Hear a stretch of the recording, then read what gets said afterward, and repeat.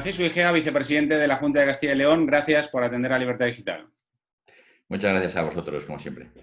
Lo primero, pregunta obligada en estas entrevistas, ¿cómo está llevando el confinamiento? Me imagino que más trabajo, más teletrabajo que nunca, pero, en fin, también acudiendo a sus obligaciones en la Junta de Castilla y León. Sí, bueno, estamos haciendo casi todo por teletrabajo. Trabajamos más que nunca, pero bueno, no, bien, la verdad es que bien. Deseando ver la calle y el campo y coger la bicicleta, pero bien.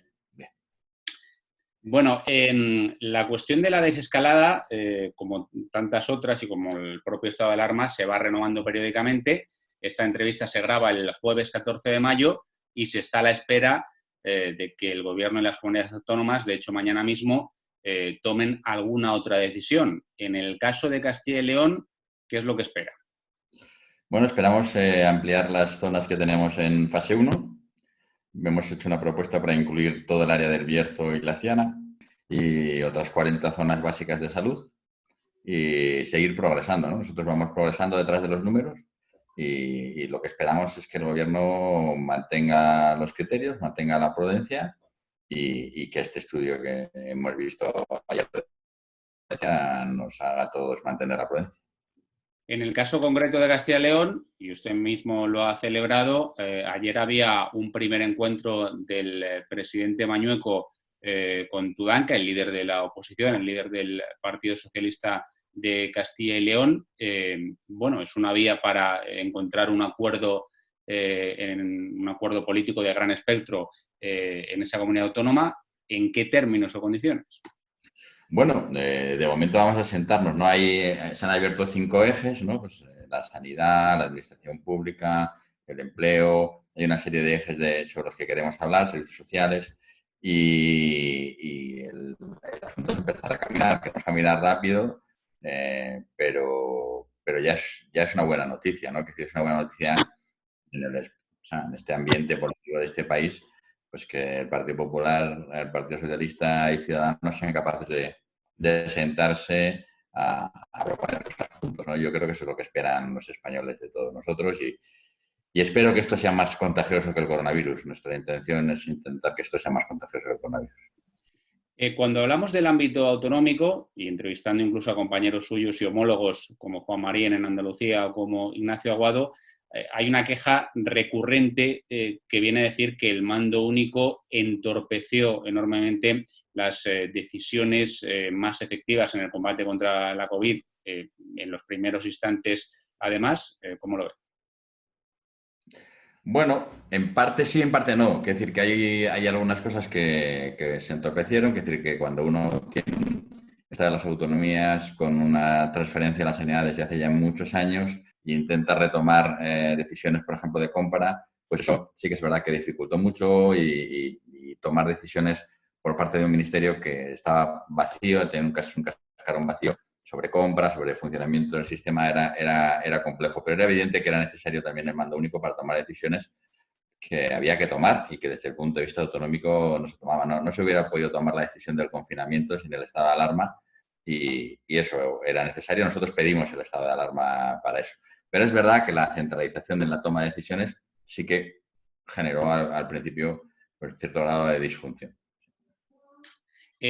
La compra del material, evidentemente, es uno de los caballos de batalla en los que las autonomías más se han quejado. Usted lo ha vivido en primera línea, el mercado está como está y el planteamiento, por un lado, es a gran escala en el sentido de que mucha gente plantea que en el futuro no debería ser necesario depender de grandes proveedores como China, sobre todo para un material que no es demasiado sofisticado. Sí, efectivamente. Una de las cosas que ha demostrado esto es que tenemos un grado de dependencia enorme de China. Este grado de dependencia tan enorme de un único suministrador, eso nos generó muchísimos problemas. Hemos apostado por la producción local. Lanzamos un reto a nuestros empresarios, a nuestros industriales. Estamos ya fabricando batas, La verdad es que los primeros días de compra fueron un auténtico infierno, un infierno para todos. A mí cuando la gente me dice, yo no le meto el dedo en el ojo a nadie porque yo creo que fueron sus días. La cuestión de los test es otra de las polémicas. Ya hemos visto este estudio de seroprevalencia que presentaba precisamente ayer el Gobierno. No sé qué le parecen los resultados. Desde luego, a grandes rasgos, lo que se está comentando es que estamos muy lejos de esa llamada inmunidad de rebaño. Y en concreto, en lo que es la realización de los propios tests, hay una cierta batalla política. La oposición, el Partido Popular, insiste en la necesidad de test masivos. El Gobierno sigue diciendo que ni es posible ni siquiera es idóneo esa realización de test masivos. Yo creo que el estudio de seroprevalencia, que es bastante bueno, son 69.000 la muestra es grande, 6.900 en Castilla y León. Vamos a ver la segunda ola cuando lleguen los estudios de serología si no ha habido un problema en las muestras ahí en esa parte del diseño. Pero el estudio lo que dice es lo siguiente, mire, ustedes tienen el 5% de seroprevalencia. Y si hacemos test a todo el mundo, ¿cuál es la conclusión? ¿Para qué nos sirve saber que el 95% de la gente está en riesgo de contagiarse? Es que yo no... Es decir, yo lo que hago la pregunta es ¿para qué? ¿Tenemos que tener capacidad de hacer muchos tests? Sí. Pero a veces uno dice test masivos y dice, bueno, vamos a hacernos todos el test. Vamos a ver, ya sabemos que el 95%... O sea, ya sabemos que tenemos que comportarnos todos como contagiables y contagiosos. Sabemos. Sabemos que tenemos el suficiente número de gente para poder contagiarnos otra vez todos y que estamos lo suficientemente desprotegidos como para comportarnos como si todos fuéramos infecciosos e infectables. Pero test masivos, ¿qué quiere decir? Que en cuanto haya un sintomático hay que hacerle un test a él y a todos sus contactos. Eso es test masivos. Test masivos quiere decir que somos capaces de trazar, de seguir los casos y de no dejar un sintomático sin test. Eso es test masivos. Pero es que a veces la gente dice test masivos, vamos a hacernos todos un test. Pues ya lo sabemos, ya sabemos que el 95% van a dar negativo. Ya lo sabemos. ¿Cuál es la pretensión? ¿Hacer 40 millones de test? No. Test masivos es, ¿tengo el suficiente número de test para seguir a todos mis contactos, para hacérselo a todos los sintomáticos? Eso es test masivos y eso es en lo que nosotros estamos. La cuestión de la desescalada afecta también al curso escolar y precisamente hoy pues están tomando o estudiando decisiones en ese sentido. Y aquí la polémica viene a ser cuándo se retoma el curso escolar. El propio presidente Sánchez lo fijó a septiembre. Se habla de establecer una distinción entre los cursos que titulan este año y los que no. Y evidentemente esa es una de las principales patas del sistema autonómico que se descentraliza en la cuestión de la educación. Y en Castilla y León, evidentemente, hay muchos millones de escolares. ¿Cuál sería la receta idónea para esa desescalada o para esa vuelta a la nueva normalidad del curso escolar, por usar la terminología del Gobierno? Eso de la nueva normalidad es lo más anormal que he visto en mi vida. Pero bueno, que el estudio de seroprevalencia va a cambiar también esto, probablemente.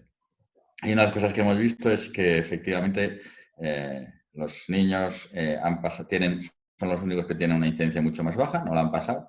No sabemos si no lo pasan, si no son vectores o si no generan inmunidad.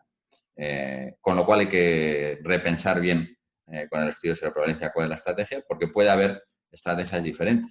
Una de las estrategias es, si tenemos una seroprevalencia tan baja y una inmunidad tan baja, quizás es mejor ahora que los niños vuelvan al colegio, porque sabemos que ellos no enferman con gravedad, sabemos que ellos pueden seroconvertir y ayudar a que la parte dura ellos no sean transmisores. Pero hay diferentes estrategias que hay que valorar y que hay que valorar con cuidado durante estos días y hay que pedir consejo a los epidemiólogos y a la gente que sabe. Pero el estudio de seroprevalencia puede cambiar nuestra opinión sobre ese asunto.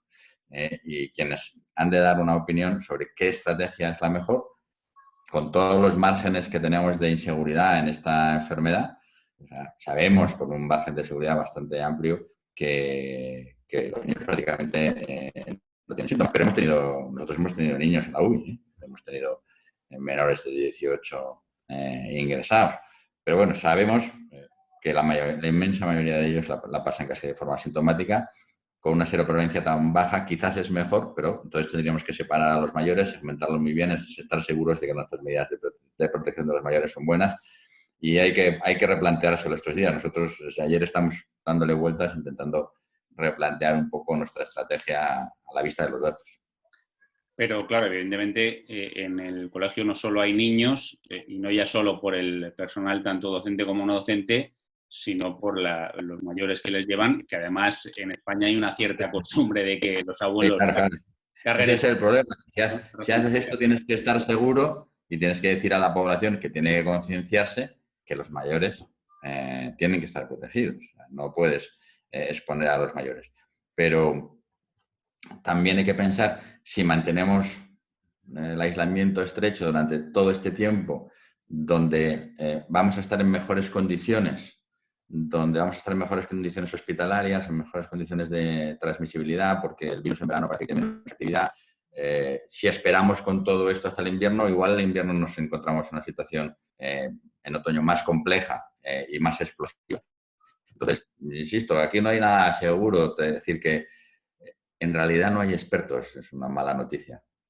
En realidad estamos aprendiendo sobre la marcha, en realidad no, los expertos no existen, ¿no? Son como las migas. Los expertos no existen, pero los profesionales de la medicina sí. Usted ejerce de político ya desde hace bastantes años y ahora con responsabilidad institucional, pero usted es médico de profesión y es inevitable preguntarle desde ese punto de vista cómo ha visto la crisis, cómo ve todo lo que se comenta de la respuesta de nuestro sistema sanitario, que evidentemente ha colapsado. El debate es si ese colapso era evitable o hubiese sido evitable o no Bueno, con otras yo, medidas. yo creo que el sistema, primero, presumir cuando uno tiene la tasa de mortalidad, una de las tasas de mortalidad más altas, no es una buena idea. O sea, hay cosas que hay que pensar. En la epidemia hay dos partes, ¿no? El control de la infección, el control de la diseminación del virus, que ha fallado, estrepitosamente. La respuesta sanitaria, ese es otro asunto. La respuesta sanitaria, la letalidad, por lo que hemos visto en el estudio de seroprevalencia, parece un poco más alta que la media, no mucho, estamos en un 1 y pico %. Somos una población muy especial. Las zonas afectadas forman parte de la España más envejecida. Nosotros, nuestra comunidad es claramente una España que tiene 5 puntos más, por ejemplo, que Madrid, por encima de los 65 años, donde se acumulan todas las muertes. Es decir, que ha habido incendio donde más yesca había. Y luego el sistema sanitario, es decir, que cada uno ha vivido las cosas de una manera. Nosotros, yo creo que aquí no ha colapsado, que nosotros no hemos tenido nunca nadie sin cama, nadie ha estado 24 horas en urgencias, nadie ha estado, que el sistema ha funcionado, nunca hemos llegado a tener, solo en Segovia y en Soria, donde tuvimos más incidencia, estuvimos por encima del 80% de ocupación, por encima del 90%, pero el resto ha estado siempre entre el 70 y 60%, pero hay muchas cosas que hay que aprender. El dicho eterno de que teníamos el mejor sistema sanitario del mundo, es evidente que no. Es evidente que no. No estábamos preparados, no teníamos stock, nuestro sistema de salud pública necesita inversión, necesita mejorar.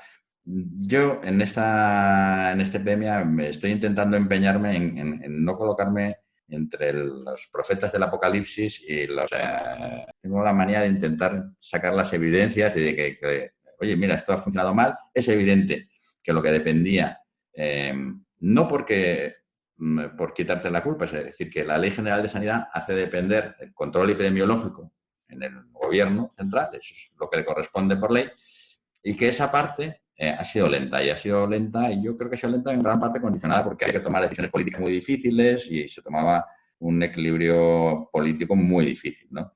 Las decisiones sobre si se confinaba o no se confinaba Madrid, son decisiones que eran difíciles de tomar y que eso exigía el estado de alarma y que declarar un estado de alarma pues siempre es problemático, pero que ahí se han perdido. Hay un estudio dramático, ¿no? ¿Cómo se llama? De FEDEA sobre lo que ha supuesto la demora de una semana. Es que una semana en esta epidemia es brutal. Es que una semana son miles y miles, porque es un ritmo de reproducción muy rápido. Entonces, hemos respondido a un ritmo político, a una cosa que tenía un ritmo mucho más rápido que la política, ¿no? Entonces, yo Pero creo que perdone, el sistema... perdone, Sí. cuando habla de ritmo político, y ahora que está hablando del estudio de CDEA, evidentemente esa semana no es cualquier semana porque está la cuestión, a usted no se le escapa, que ha sido muy polémica, del 8M. ¿Influyó eso en las decisiones políticas? Del 8 al 15 hay una semana, ¿eh? Sí, pero, en fin. Aunque hubiéramos hecho la manifestación, si hubiéramos tomado la decisión el 9, es que tampoco la tomamos el 9, ni el 10, ni el 11, ni el 12. Cada día. Hay un vídeo muy bueno de un profesor inglés, yo lo tuiteé en su día, que explica la diferencia entre la gripe y esto.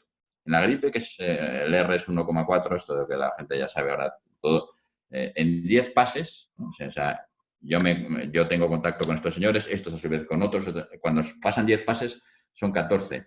En esto, que era 3 o 4, en 10 pases son 16.000. Esa es la diferencia. La diferencia yo lo puse con la leyenda árabe esa del grano de trigo, el tablero de ajedrez. Esa es la diferencia. Es que aquí una semana era un montón de tiempo. Era un montón de tiempo. Al principio de la crisis, ahora ya se ha difuminado más esa polémica, pero usted está hablando ahora de confinar Madrid o no. Se llegó a hablar muy insistentemente de la posibilidad de cerrar Madrid como solución, cosa que finalmente el gobierno no hizo, pero hay muchos grupos políticos que lo pidieron, y sobre todo grupos nacionalistas o regionalistas de diversas regiones. Y se habló mucho también de la madridfobia, de que si muchos habían ido a segundas residencias y de si eran bien recibidos o no. Hubo incluso declaraciones de altos representantes autonómicos polémicas en ese sentido. Usted está en una comunidad que es limítrofe con Madrid. ¿Qué hay de cierto, qué hay de leyenda en todo esto que se comentó en su día y que, ya digo, llevó a comentarios ciertamente gruesos? Pero claro, es que esto no se trata de madrifobia. Nosotros, yo no he hecho la culpa a los madrileños, ni a los riojanos, pero es que esto es una epidemia. Las epidemias se comportan como se comportan. Si tú en el foco de la epidemia a la gente le das vacaciones, es decir, esto, nosotros cuando surgió esto, nosotros tuvimos una polémica aquí que se cerraba si no se cerraban los colegios, las universidades y tal. Claro, si cierras los colegios y no confinas, lo que haces es dar vacaciones y lo que haces es expandir el virus. Es decir, que esta era yo creo que ahí se cometió un error. Que yo soy uno de los 200.000 capitanes a posteriori que hay, ¿eh? Pero yo creo que eso fue un error y que produjo difusión del virus. Pero no se trata de tener fobia, no, los madrileños, todo lo contrario. Yo tengo, está en mi familia vive en Madrid, no se trata. Yo no quería encerrar a mi hermana, ¿eh? Pero no quería que mi hermana viniera a ver a mi madre. Es que no se trata de tener fobia, se trata de que una epidemia tienes que tomar decisiones. En Wuhan se tomó la decisión sobre 16 millones de personas. Nosotros teníamos un AVE Madrid-Valladolid en el que iban 6.000 personas. 6.000 personas que cogían un transporte colectivo, como el tren, que venían de un transporte colectivo como el metro mayoritariamente, y que nosotros pedimos en esa semana varias veces, oye, cierra el AVE, cierra la carretera, cierra tal, pero no por fobia, sino porque es que es una epidemia. Si es que esto no, nosotros le decimos ahora a mucha gente en una provincia, bueno, pues mira, los del Bierzo van a fase 1 y estos no van y no vayáis. No es porque le tenga manía al señor de Soria, es que esto es una epidemia. Entonces, hay que tomar decisiones, claro, y esto se convirtió en un asunto de nacionalismo y de tal. Esto es un asunto de nacionalismo. Esto es una epidemia. Entonces, ¿cómo se controla una epidemia? ¿Tienes tratamiento? No. ¿Tienes vacuna? No.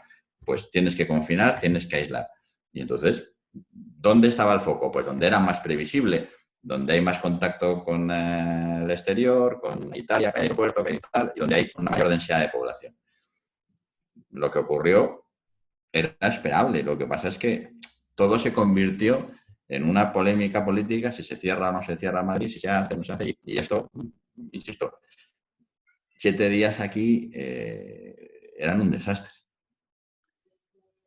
Al hilo casi de todo esto, pero mucho más recientemente, sus palabras diciendo que nunca esperó que Torra fuese a ser más responsable que ¿Qué le ibas a la Comunidad perdonar? de Madrid, en el que está su partido Ciudadanos, han escocido, es evidente, y bueno, no sé si le han granjeado más enemigos dentro de su propia casa política.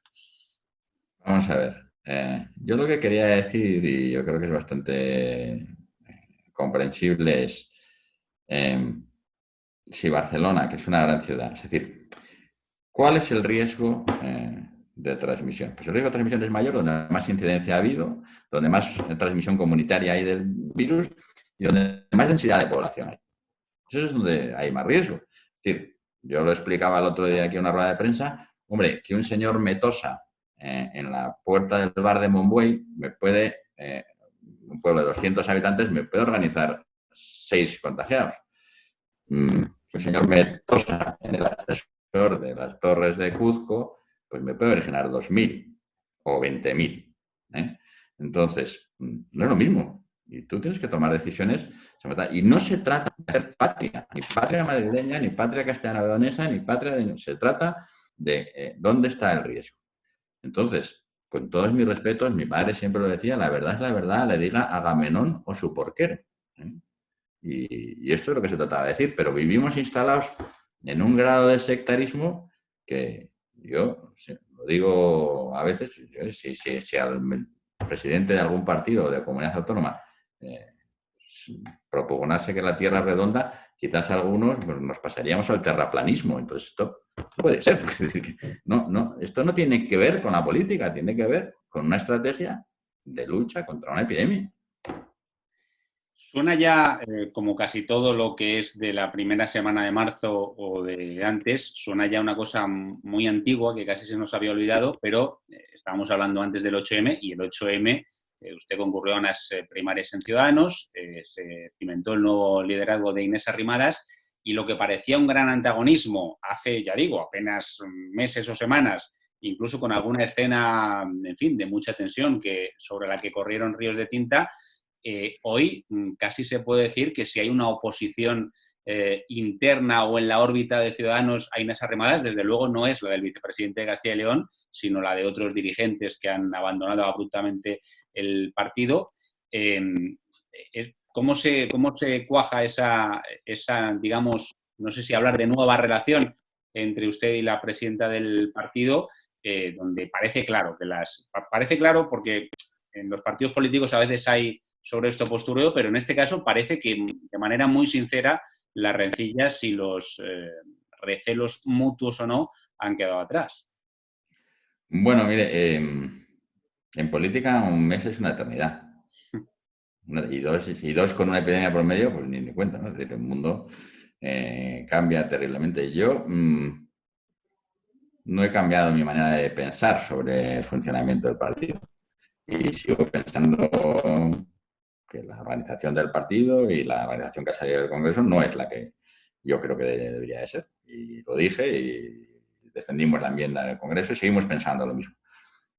Pero yo sí que tengo claro una cosa, que es que por encima de cualquier cosa, en esta circunstancia, a mí todo esto me parece toda una nimiedad, ¿no? Es decir, que yo llevo 2 meses intentando que haya la menor cantidad de muertos posibles. Y ese es mi trabajo ahora. Es que todo lo demás me parece, en fin, una chorrada. Que no es una chorrada, pero es que ahora mismo nos estamos jugando el futuro de nuestro país. Es que este país se enfrenta a una situación dramática, más de 30.000 muertos, 20%, 30% de paro, veremos a ver dónde acabamos, pérdida del 8% del PIB, paro, miseria, muerte, con 2 partidos súper polarizados, súper populistas a la greña y unos partidos moderados en el centro incapaces de entenderse. Yo voy a hacer lo posible por sacar mi país adelante y con todos mis respetos. Me importa mucho lo que pasa en mi partido, creo que mi partido es necesario, pero creo que nos enfrentamos a una situación en la cual o somos capaces de superar estas cosas o vamos a tener serios problemas. La gente no se hace idea. Llevamos 5 años instalados, todos en la política a corto plazo. Hemos tenido una elección detrás de otra cada 6 meses, cada 1 año. Había una elección y todo el mundo jugaba al relato corto y la gente no sabe lo que viene encima. Y lo que viene encima es lo más peligroso que ha pasado en este país en muchísimo tiempo. Y hay que pedir responsabilidad. Yo, insisto, sigo manteniendo mis diferencias. Y sigo manteniendo mis diferencias de criterio y de funcionamiento. Pero muy por encima de todo está en mi país. A mí me hubiera gustado, oye, que hubiéramos salido del Congreso una integración real. Es decir, que nosotros sacamos el 22% del voto en la elección a la presidencia, en la elección a compromisarios un porcentaje que fue mayor. La representación ha quedado como ha quedado. Yo no me voy a poner a discutir sobre ese asunto, pero yo creo que en política hay que saber convivir, y hay que saber convivir y hay que saber ser libre. Y cuando la gente se va, porque yo no me fui cuando no me daban la razón y no me voy a ir cuando me la dan, pero creo que quedarse en un partido liberal, es que somos un partido liberal en el cual había un montón de gente que no era liberal, que no era capaz, que no es capaz de tolerar la opinión diferente de otro y que te digan, no, si pierdes te vas, o sea, si pierdes te vas y si haces esto me voy, pero no sé, es decir, que son unos liberales un poco peculiares, es decir, que hay concepto de liberalismo, en fin, poco. Está hablando usted del ex portavoz, del que fue su jefe de fila dentro, porque usted era diputado por Valladolid en el grupo parlamentario, del ex portavoz Juan Carlos Girauta. Y gran amigo, que yo sigo considerándole un gran amigo, pero Juan Carlos y mucha gente, yo me he cansado de oírlo esto en el partido. Si no estás de acuerdo en esto, mire, yo estoy de acuerdo esencialmente en mi programa. Entre otras cosas, soy uno de los redactores del programa. Estoy de acuerdo en nuestra manera de entender la economía, nuestra relación con Europa, nuestro proyecto de servicios públicos, nuestro proyecto de libertades. Ahora, que porque no esté de acuerdo en cómo se organiza, si en el partido tiene que haber lista abierta, cerrada, si esto es monolítico o no, me tengo que ir. No, porque es que no, vamos a tener, España va a acabar teniendo un partido por español. No puede ser.